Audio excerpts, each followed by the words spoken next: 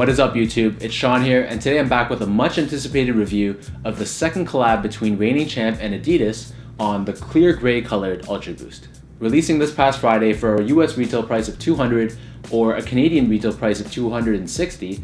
Again, this is the second Ultra Boost release between the two companies. So their first collaborative Ultra Boost that released last November 2016 was predominantly black based. So this was a much darker colored Ultra Boost. Generally, the tones of this shoe were predominantly black with some hits of white. So fast forward to this past Friday, and the second collab between these two companies is a much brighter, much more gray colored Ultra Boost. For me personally, I struck out on the release on both reigningchamp.com as well as Adidas.ca. And I luckily was able to grab a pair from Haven in Toronto as they announced in the middle of the afternoon that they actually got the pairs in store. So first off, taking a look at the box, and you'll notice that this is the exact same box that the first Reigning Champ Ultra Boost also came in. So it's a white-based box that has Adidas and Reigning Champ branding on the top, on the back, as well as on the front.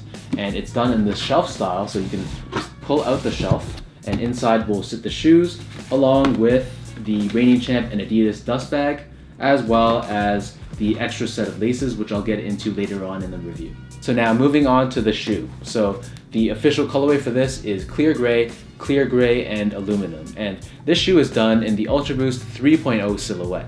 This sneaker is made up predominantly of a prime knit upper, which is a very soft, sock-like fabric. As is the case with all Ultra Boost 3.0 silhouettes, this shoe also has that same prime knit weave pattern that basically has a vertical up and down running pattern in a combination of clear gray and white, replacing your traditional plastic midfoot cage.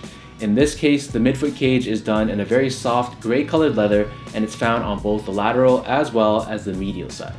On the back heel, there is this TPU heel counter found on both sides of the back, and layered on top of that is a swatch of leather in gray that has this Ultra Boost branding embossed directly into the material on the lateral side. So this is a nice upgrade that traditional Ultra Boost models don't have, where they typically have only this TPU plastic material and there is no leather accents to supplement it. Found on the very back heel, there is this strip of nylon material in a cool gray color, and this is another nice touch that your traditional Ultra Boost models don't have.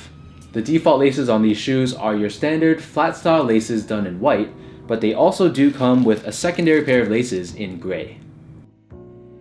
At the very edges of the tongue, there is this 3M branding with the Adidas logo found on the right foot and the Reigning Champ logo found on the left foot. The Ultra Boost model is done in a booty-like fit, so the tongue is connected to the rest of the shoe, and the interior of the shoe is done in a gray color. The insoles on these shoes are removable, and they're done with this leather lining on the top in gray with the Ultra Boost and Reigning Champ branding on the heel. The shoe sits atop this full-length Boost midsole that's done in white, and flipping it over to the bottom, we have your standard Continental rubber Ultra Boost outsole, this time done in gray, and there is this Continental logo and the Adidas logo found on the very top of the outsole.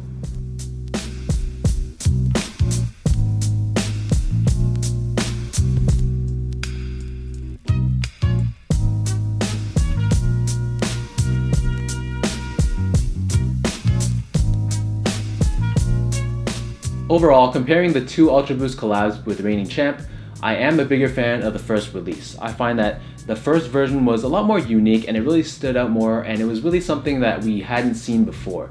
Whereas this one, I respect the design and the materials are definitely top notch. But overall, from an aesthetic standpoint, I don't feel that this brings anything particularly new to the table, and it looks basically like a premium version of like a gray or a white based Ultra Boost. Regardless of which version I prefer, I still really like this release. So I think that the materials on these are really top notch, and I like that this color palette is a bit more suitable for spring and for summer.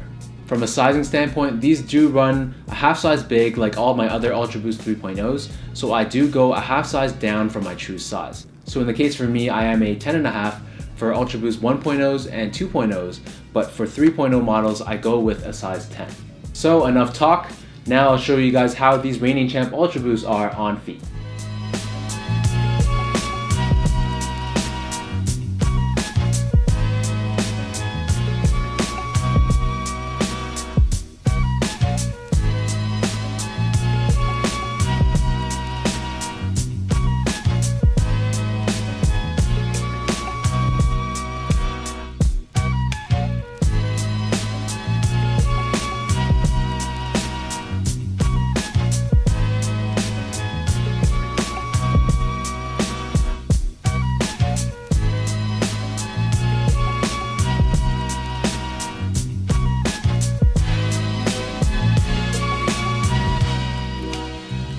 So that wraps up my review of the Reigning Champ Ultra Boost in the clear gray and aluminum colorway.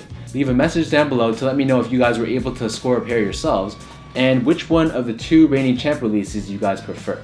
As always, be sure to hit that subscribe button and give me that thumbs up if you enjoyed the content of this video.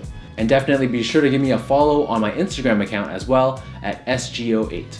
Until next time, thank you guys for tuning in, and I'll see you guys in my next review.